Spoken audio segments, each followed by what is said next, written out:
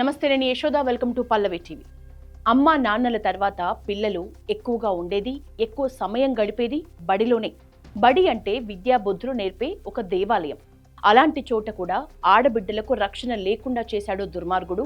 ఆడుతూ పాడుతూ చదువులమ్మ ఒడిలో విద్యను నేర్చుకునేందుకు వచ్చే ఆడబిడ్డల్ని ఆ దుర్మార్గుడు వదల్లేదు. కామంతో కళ్ళు మూసుకుపోయి హై స్కూల్లో చదువుకుంటున్న ఓ అమ్మాయి పట్ల పశువు కంటే హీనంగా ప్రవర్తించాడు ఆ నీచుడు.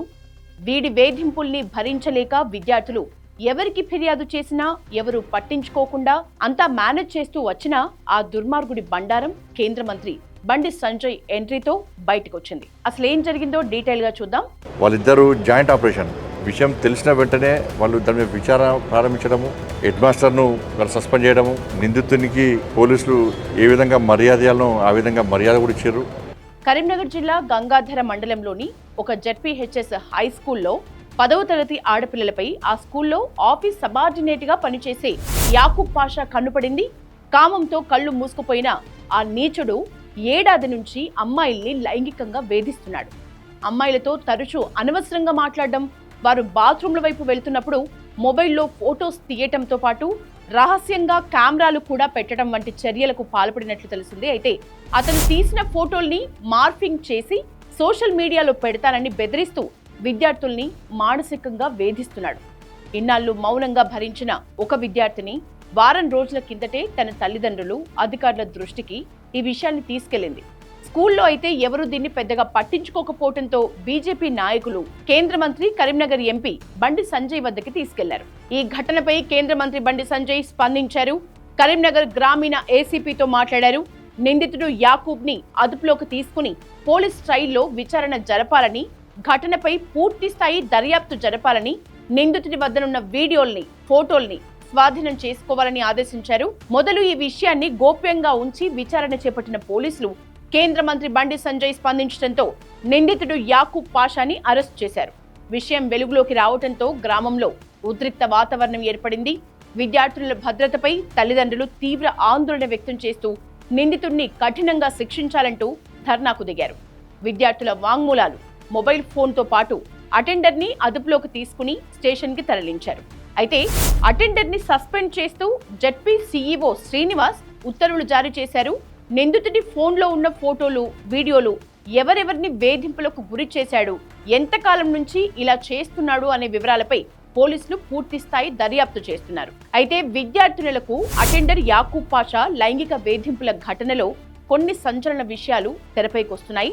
ఈ వ్యవహారం అంతటిలో పాఠశాల హెడ్ మాస్టర్ కమల తీరుపై విద్యార్థుల తల్లిదండ్రులు చేసిన ఆరోపణలు ఇప్పుడు తీవ్ర కలవరం రేపుతున్నాయి.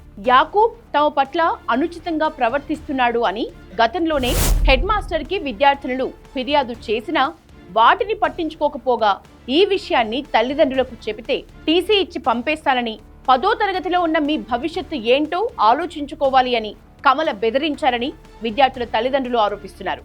టీసీ ఇస్తే తమ భవిష్యత్తు ఏమవుతుందో అనే ఆందోళనతో తమ పిల్లలు ఈ విషయాలను ఇన్నాళ్లు తమతో కూడా చెప్పలేదని, ఇన్నాళ్లు లోపలే కుమిలిపోయిన తమ పిల్లలు ఇప్పుడు ఒక్కొక్కరుగా ఈ విషయాన్ని మాతో చెప్తున్నారు అని విద్యార్థుల తల్లిదండ్రులు ఆవేదన వ్యక్తం చేస్తున్నారు. హెడ్ మాస్టర్ అండదండలతోనే అటెండర్ ఈ దారుణాలకు పాల్పడ్డారని, అటెండర్కు ఎందుకు ఆమె సపోర్ట్ చేస్తోందని ప్రశ్నిస్తున్నారు.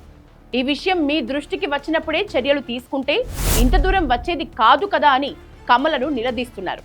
చర్యలు తీసుకోకపోగా తమ పిల్లలపైనే లేనిపోని మాటలు అని, మానసికంగా ఇబ్బంది పెట్టిందని, మీ పిల్లలొకటి మా పిల్లలొకటా అంటూ ఆవేదన వ్యక్తం చేస్తున్నారు.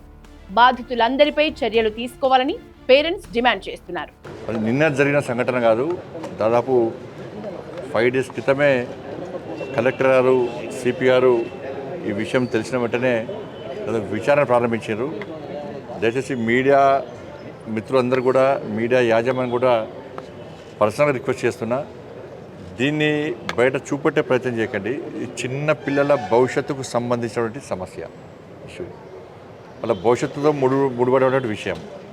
అనేక మంది పేద విద్యార్థులు చదువుకుంటున్నారు కాబట్టి వాళ్ళ భవిష్యత్తు కాపాడాల్సిన బాధ్యత మన మీద ఉంది. కాబట్టి దానికి తోడు అధికారులు, జిల్లా కలెక్టర్ గారు, ఎస్పీ గారు అలాంటి నేను నిన్నటి నుంచి మాట్లాడుతూ ఉన్నా, వాళ్ళిద్దరూ జాయింట్ ఆపరేషన్ ఈ విషయం తెలిసిన వెంటనే వాళ్ళు దాని మీద విచారణ ప్రారంభించడము,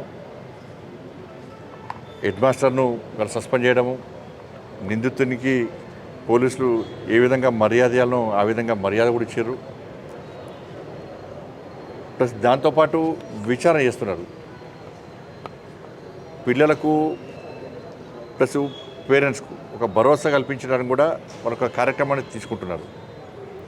ఇటువంటి పరిస్థితుల్లో దీన్ని నేను విమర్శించడము, వాళ్ళు విమర్శించడము, దీన్ని రాజకీయంగా వాడుకునే ప్రయత్నం చేస్తే అది తప్పవుతుంది. ఎందుకంటే ఫోక్సో కేసు కాబట్టి సిపిఆర్ కూడా ఒక అడుగు ముందుగా చెప్పారు. ఎవరైతే దీనికి సహకరించి తెలిసినా తెలియనట్టు నటించారో, సమాచారం ఇవ్వలేదో, అవసరం వస్తే ఆ అధికారుల మీద కూడా ఫోక్సో కేసు పెడితే అవసరం వస్తుందని చెప్పి సిపిఆర్ కూడా చెప్పడం జరిగింది. జిల్లా కలెక్టర్ గారు ఎక్కడ కాంప్రమైజ్ కాకుండా వాళ్ళు కూడా ఇలా డీప్గా ఎంక్వైరీ చేసి వారు హెడ్ మాస్టర్ని సస్పెండ్ చేశారు. మిగతా సిబ్బందిని కూడా చర్యలు తీసుకుంటానని చెప్తున్నారు. కానీ ఇటువంటి పరిస్థితుల్లో నేను మా కార్యకర్తలు కూడా చెప్పినాను, ఎక్కడ కూడా దీన్ని హైలైట్ చేసి మనం రాజకీయం ఒప్పించుకునే పెద్ద చేయదు. సోషల్ మీడియా వారియర్స్ కానీ మీడియాకి కానీ దయచేసి విజ్ఞప్తి చేస్తున్నా, మనం పిల్లల భవిష్యత్తు కాపాడదాం. మనం